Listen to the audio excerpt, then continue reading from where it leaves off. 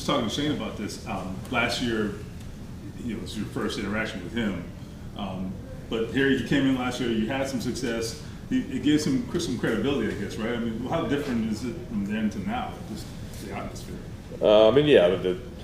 I try to forget most of the 2022 season. I think like a lot of people, but a lot of takeaways I think from the 22-23 season was I talked about this extent was the coaching staff that he brought in. I think was incredible as far as like truly empowering players, believing in them to go out there and play well. I think that. Understanding that there's a standard to hold, making it fun, and also encouraging guys to be themselves, I think was a huge thing. I think you saw kind of revitalization from almost every player in the team, and I think that the steps we took in 2023, the baby steps we took then, and even some of the big jumps we had, I think we just continue to keep doing that this offseason, and now we've got a full year together. I think it's been really encouraging. Yeah, piggyback off that, how much do you think just having the experience together, especially with Bernard stepping up last year a lot, will help, I guess, build everyone way into this season? Yeah, it's huge for no line. I mean, we just had a little dinner together with some of the guys, the 2018, 19, 20 O-line, we all played, the five of us played a lot of games together. I think that the more you can have that, year after year, all the snaps we played together, the time we spent in and around the facility, I think is huge for us. And obviously having Tony back for a second year, understanding where he's at, and looking at all we did in 2023, the mishaps we had, the great we did, encouraging us to keep going, to do better. I think is big for us, and just making the baby steps right now, to make that happen this year. You've been around long enough to know it's kind of rare to see the whole five come back on any team, particularly here. That hasn't happened a lot. Just how unique is that, I guess, and just from your own experience? Yeah, I mean, we looked at our room yesterday, and it was like, we really haven't added anybody. We got a couple guys back that, we released earlier in the season or late in the season, and not to, bring any big free agent names in. I think this goes to show the trust that the organization has in us. Tony going to bat for us as a room. He's done an extensive job of building that room so that every person in there contributes everything that they need to contribute and maximizes their talent in the time they have here. So I think that he understands the tightness of that room and not adding somebody else that might jeopardize that. So I think it's huge, and obviously it strives for us to keep getting better. And we obviously have a lot of competition in that room too. So even all five of us, it pushes everybody in the room to be better. Right. Over the last 4 years, what have you come to appreciate about DeForest Buckner's work ethic?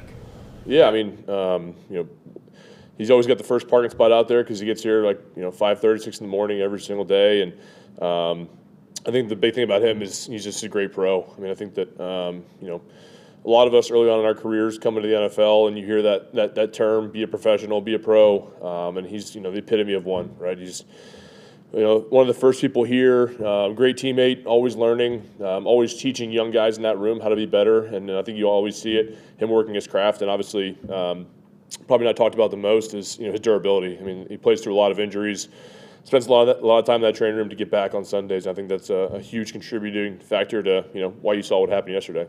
What's the excitement level of just seeing Anthony walk in the building healthy, and obviously the expectations with him and his potential?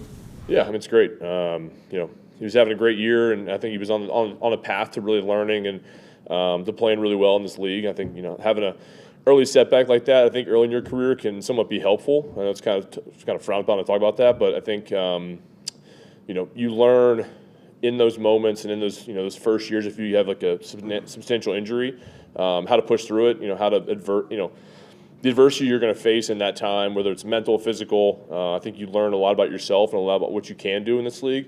I think you've seen that so far, just the way he attacked his rehab, the way he attacked being present in the meetings, learning from Gardner, whoever's in that room. Now he's got Flacco to be in there too, so I think it's just overall, at 21, it's been very impressive to see his progression, even though he had that setback early in the season. Right along with that, with all the optimism on Richardson and Taylor, the fact that they didn't really play together much last year, practice, OTs, what's the value of going forward from here on with those guys being on the field together? Yeah, I mean, I think, when I came into the league, OTAs looked a little bit different than what they do now. I think that COVID kind of changed everything, but I think that the value in being here in the offseason is, being around the guys, right? Like the team game of football, you can't replicate anywhere else. So you have to be time spent together, time spent in the facility, outside the facility, learning who each other are. You know what I mean? I think that that's invaluable, and I think that just being in meetings, having lunch together, those things compound over time. I think that's where you see great relationships, birth out of football. I think those are going to be vitally important this year. You talked about getting everybody being back in the room, and they re-signed, got a dozen players. You're going into your contract year. Have you had discussions on extension? Not really. I want to stay here. It's my 9th year here. It's the last year of my contract, and I'd be lying if I said I didn't want another one. You know what I mean? So we'll see what happens. You just mentioned like the offseason schedule being different than it used to be. I don't know this for a fact, but it looks like you guys might have an abbreviated schedule this year. Am I right about that? Yeah, I think we cut about a week off at the end. Okay. Yeah. Was that collaborative at all with you guys? I know you've been collaborative with coaches in the past. Yeah. Did that happen again here? I can't speak for the collaboration standpoint. I think it goes to show you. I think Shane listens to the experts when it comes to what's the right amount of load for a player to take in the offseason to get back into a routine come June. I think that was kind of always the hard part, is when you leave phase 3 and you go to the mini camp, then you're kind of going right in the middle of June. You don't have really enough time to get back into like a full workout cycle. I think that not speaking too much for him what his decision was in that point, but I think that's plays a big factor into it. And also, I think if you're efficient in your time, as I think Shane has a huge emphasis on, I think it's you get the work you need to do in those 2.5 months or whatever it is. You get out, let guys get off their feet, and trusting that they're going to be back in the gym after a short vacation. Get back and be ready to go come training camp. Obviously, Anthony was injured last year, so wasn't on the field as much. But has it been big to have a quarterback here in successive years and have a guy who has some familiarity with you? Yeah, I mean, like many years, right? The 7-8 years before this, it's like day one, meet the new guy, and then see where it goes, right? I think it's great to have a little carryover year to year. I think that certainly it's a little bit tougher because he had the injury, so he's not you're not always talking football 24/7, right? It was a lot of times just me and Gardner going through blitzes or going through schemes, talking shop.